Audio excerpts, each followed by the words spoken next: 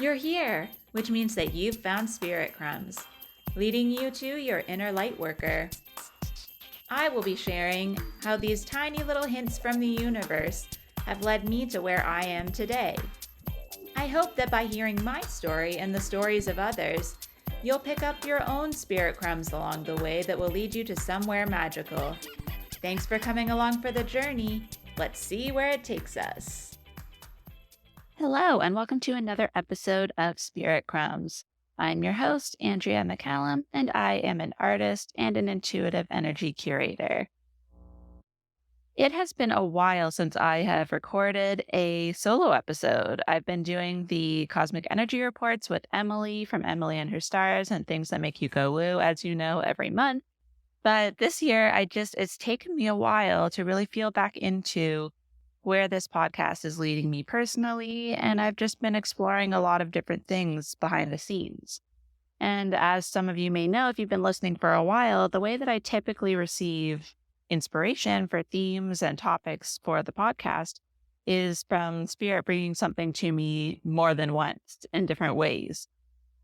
And so I have a few topics now that I've sort of been gathering in my notes app and pondering about on the side. And I also thought it was pretty aligned that today is April 8th and it's the solar eclipse in Aries. And because Aries is the new year in astrology, and this is also technically the new moon in Aries, I figured why not start today and use this energy to sort of start again, have that initiation energy, that cardinal energy to get going on these solo episodes again.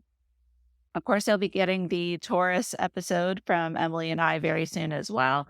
But I have been feeling inspired to start putting my own energy back out there again. And one of the things that was brought to my attention by Spirit a few times is the concept of desire paths. So if you're not familiar with this term, it crosses over a lot of different industries and different uses now, but it is also known as like a cow path. I think it's called like a fisherman trail, an elephant path. But what it is in, I guess you could say, urban planning or architecture, it's known as the path that humans take that strays away from the established path. So for example, if you have a sidewalk and people tend to go diagonally across from one side to the other instead of following it all the way to the corner and then continuing on a right angle, that path that you see that's like really worn into the ground would be the desire path. So it's basically an unplanned trail that happens when like there's erosion to the soil or the grass because of humans or animals. That's why sometimes it's called like, I think also like a herd path or something as well. And usually it ends up being the shortest, easiest, or like most natural route between 2 points. And, I think a lot of times this is seen in both two ways. It's seen as a nuisance to people who are like urban planners who spent a lot of time planning all of the sidewalks and the routes and the paths. And it also can be seen as inspiration for other architects or other people of like starting to notice patterns and learning how people move and seeing it as an opportunity. And I think this happens with a lot of things where anything that moves away from the established path or the normal traditional route is sometimes seen with a little bit of annoyance, a little bit, it's seen as like being rebellious. But I think that's where there's kind of two camps, even within like architects and urban planners over time. It's like the pack of people that feel like it is rebellious, it's irritating. They're actually, if you notice in some places, they'll put up fences or signs to keep people from creating these paths. The only place where I can see this being more closely monitored is when you're going into like a forest or a natural space that is not totally inhabited by humans already. Like national parks often are very cautious of these, and they'll try to observe it so that they have minimal impact. So if they know people are going to go a certain route, they will use that and create a trail that way. Or if there's like a special habitat or something that really can't be disturbed, they'll put signs out and sort of try to like fence off certain areas to make sure that it's not disturbed. So like in that case, I can understand.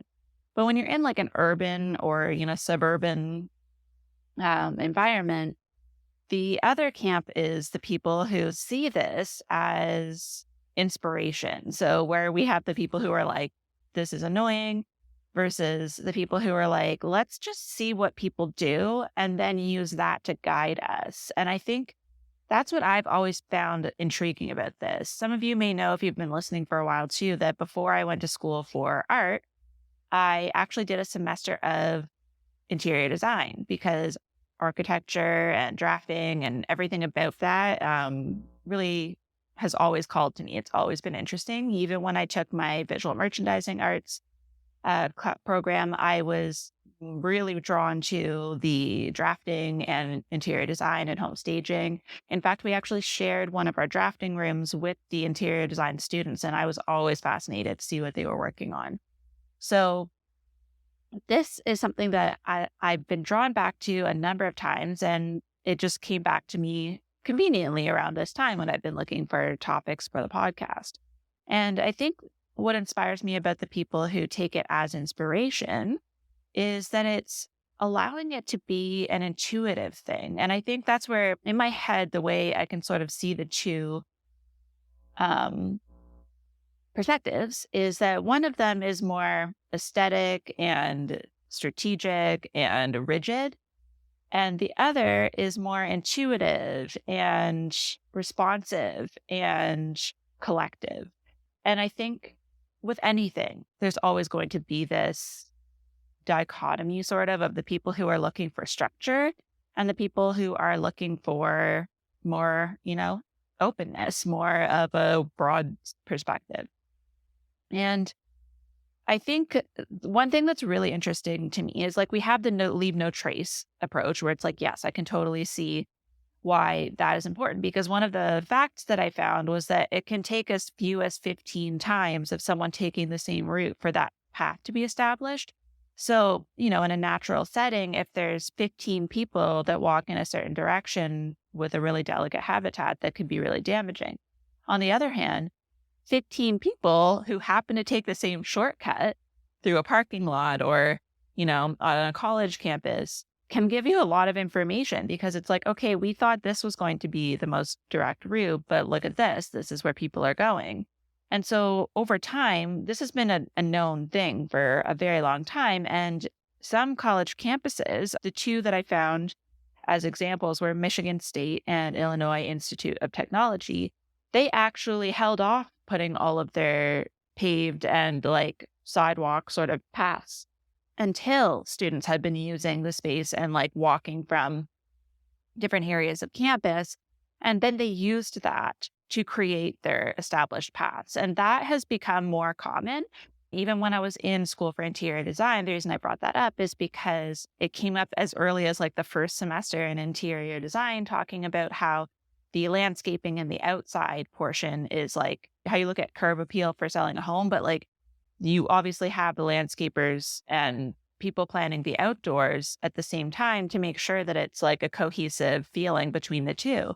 And there are many designers and architects and planners who now, pretty much won't put anything permanent in for pathways until they've had a chance to allow these desired paths to come in. Like they may have the front step and a clear walkway like for safety from like a parking lot or something, but they won't have, the sidewalks or like from the side doors out and like all of those other pathways. And then they don't use the most expensive materials the first time when they create the pathway, because they have an understanding that like they may need to move it a little bit. There may need to be a direction change, and being open and more flexible is part of the process.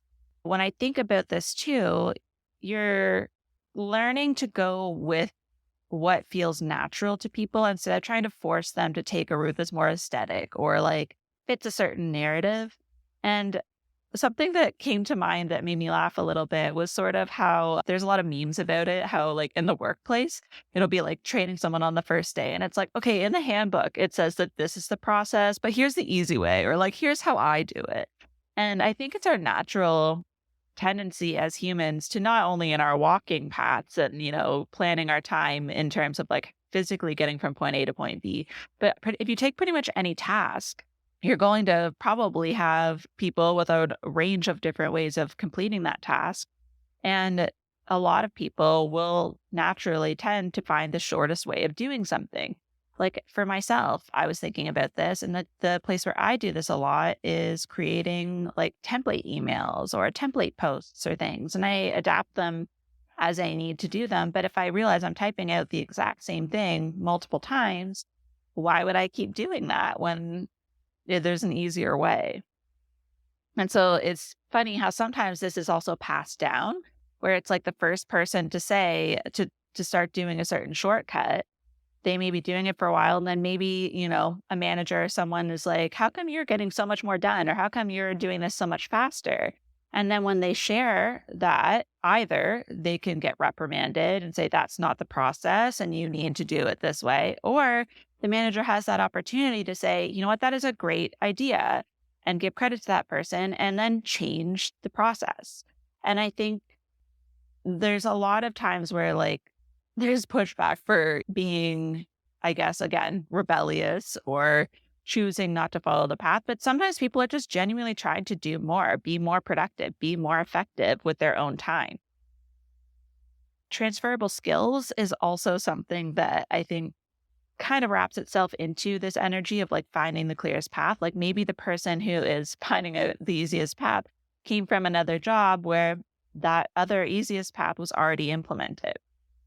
And so there's this value in having multiple perspectives working together for anything, and also for changing the collective. If there's enough people that see this clear solution for something, eventually, hopefully, that will build momentum and there'll be support behind it. And it's like you can only ignore it for so long until, it's too loud or there's too many people who now can't unsee that new way of thinking or that new way of doing things that is accommodating more people and the way we naturally want to exist in the world. And I just posted on Instagram, but I did a blog article and it was in my Aries newsletter, this piece of writing that flowed through me during the lunar eclipse a couple weeks ago.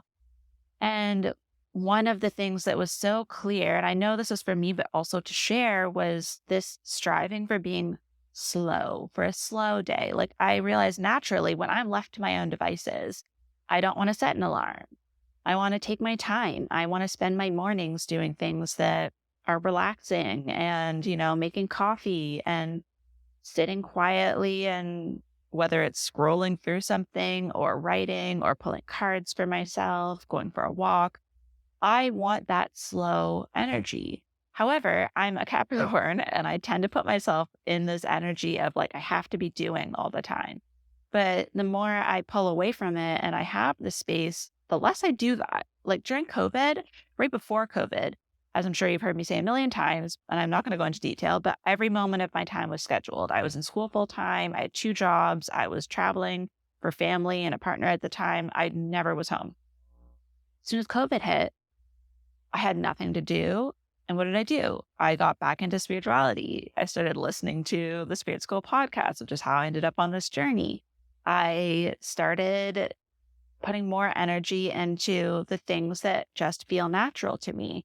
And the more we dig even further into that, I started realizing, as a kid, I liked to collect rocks and I would hold them. I felt different when I had certain rocks and they were like my little comfort items. And, I liked to think about other possibilities for what people could be doing when they passed on, or thinking about how animals might feel with certain energies that are happening. And there's so many things like being in nature. I used to sit under the deck when we went to this one cottage. Well, I shouldn't say I used to. We went there like one time, but like I naturally every year would find a certain rock that I would sit on to journal. And sometimes I'd be catching up from the whole year. And so when you put all of these things together, that's how I naturally want to live my life. And so I put all of these ideas into my head over time of other people saying, you want to make a lot of money. And when I was a teenager, I would say, like, I want to have like this specific kind of car and I'm going to have all this money. And yeah, maybe it's not wrong to want those things. And yes, of course, I would like to have more money than I do, but that's not what drives me. And so I think over time, like this drive of like, this is how it should be kind of paralyzed me because the path to get to that particular lifestyle is not one that really works with my energy. My whole body will fight against it. And it looks for comfort and things that have more ease.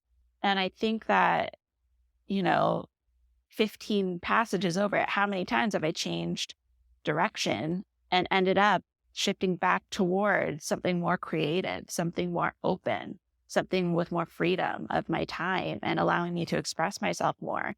And yes, it took a long time to get there, but it takes seeing other people already doing it sometimes. And, I think it can be within a certain career where you sort of start to what I'm being shown. So this may be for certain people listening, but even if you're in a job where like your role is pretty clear cut, but you start to see the need for another particular role or, another process or something, the energy that I'm being shown. So you may know if this is possible or not for your job or if this is something you're even thinking about. But what I'm being shown is that like the more we as a collective become more open to alternate ways of doing things, the more that your insight into what the need is and what's going to be the most valuable to a company is going to be recognized. And so this may not happen, in a huge corporate environment, but what I'm being shown is that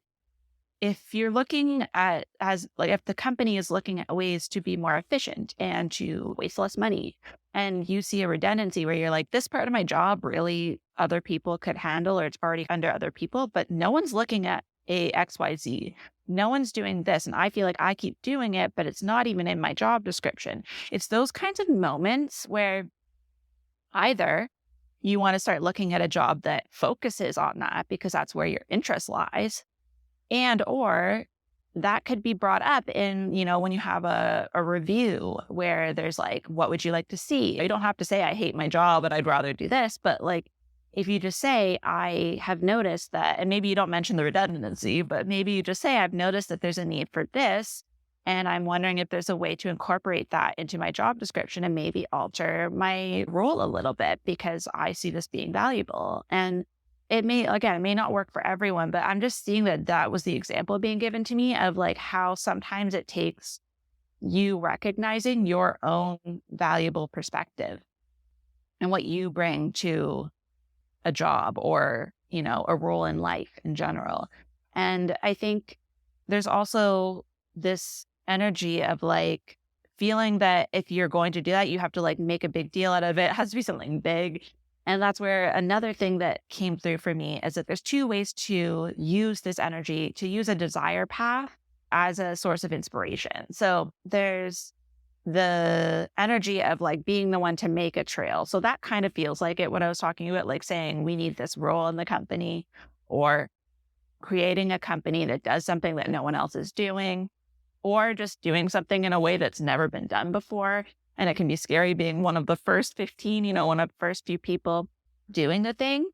But if you find yourself doing something a certain way over and over again, and it doesn't seem like anyone else is, that could be the gift that the desire path gives you. Or if you see other people trying to do something a different way and there's nowhere to do it, or like maybe there's a product or a service that like you think you see comments all the time. That's what's showing up now. It's like you see comments or reviews that are constantly saying that, if it was this way, I would use it. Or if it was that way, I think it would be better. And that's where like the desire path shows up as they're showing me. I didn't research this, so this is just what I'm seeing, but this is how it shows up in like a business sort of standpoint from like online social media and the use of like reviews is if you get the feedback enough times, it's worth it to really explore that as an option. And so maybe if you're seeing a lot of reviews for things that are saying like, I wish this was this way. And you're like, I know how to do that. I could be the one that does that.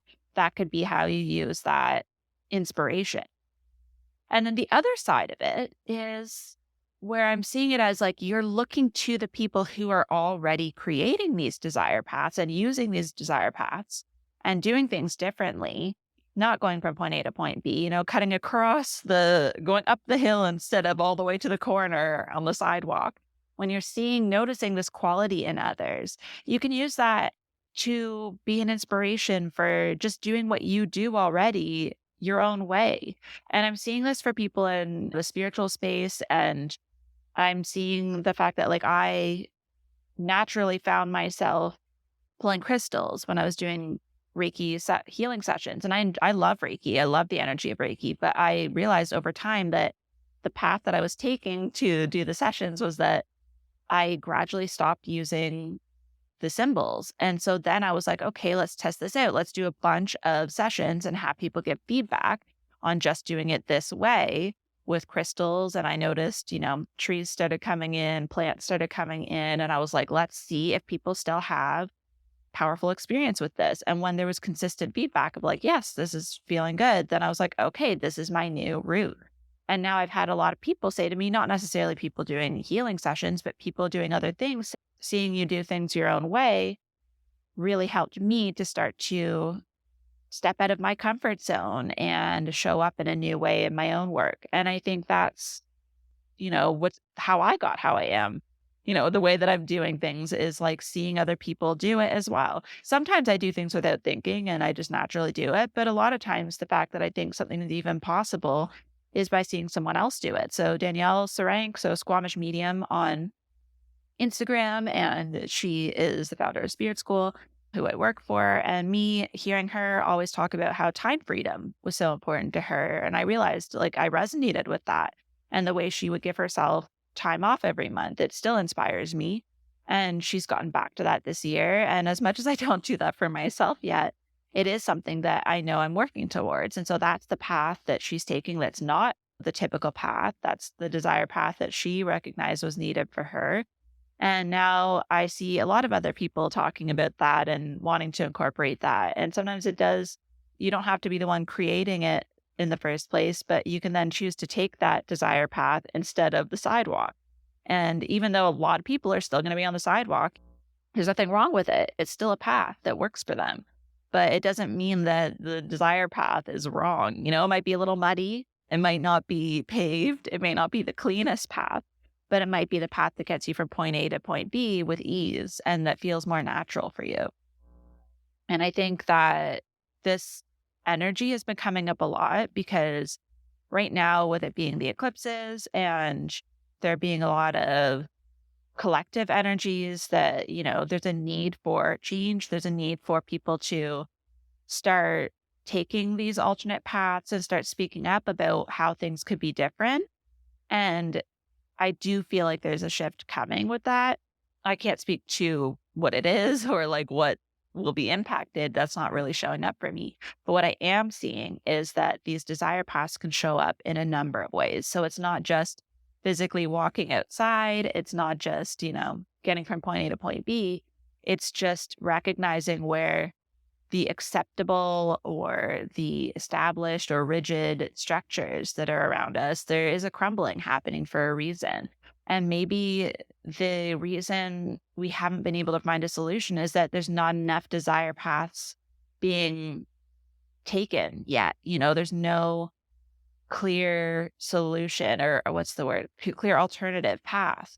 And that's the thing. The more like it takes 15 times, let's say 15 people taking this other route or choosing to do things a different way. 15 companies choosing to give people a 4-day week. 15 companies choosing to give full parental leave to everybody for a year. Those kinds of things. Or like then in government, giving full permission to people to be themselves and to make choices for their own bodies. If there's 5 countries or 15 countries eventually, I say 5 first because 15 seemed like too many at this point. But if there's enough precedence for something, again, it's harder to ignore it when there's a clear pathway to people feeling safe and happy and content. And you have to then justify why you're not accommodating people and being rigid and making it this very specific one way of thinking. So when you're feeling called in small ways or bigger ways, whether it's in parenting or work or in your spiritual work,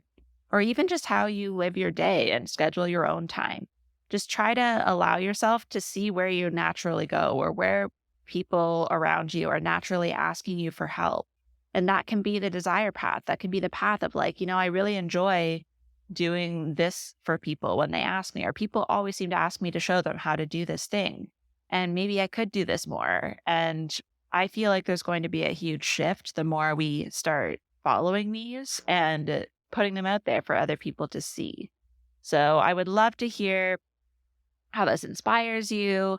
I also would love to connect with you either for a reading or a healing session, because the dream life readings I was doing last year were kind of along this line, which I didn't really realize until just before I started recording, because what they were showing me was the energy of how people wanted to feel, what they wanted their life to look like, and then what was sort of in their way right now, what they were not seeing that was sort of keeping them on, let's say, like the more standard path, as opposed to being really open to the desire path that's going to lead to that dream life. And the same with energy sessions, especially even when I do the collective ones every month, the remote recharges, I tend to have these themes come up a lot of like trying to find your own way of doing things, or finding a way to not get pulled down by the people around you and keep going. So I look forward to hearing how this resonates with you, and I will be sharing more solo episodes soon. Thank you so much for joining me on another episode of Spirit Crumbs. You can find me on Instagram for this podcast at Spirit Crumbs, or you can also find me at Concrete and Crystals for my own spiritual offerings and more tidbits about my own journey. Thank you for listening, and we'll see you in the next episode.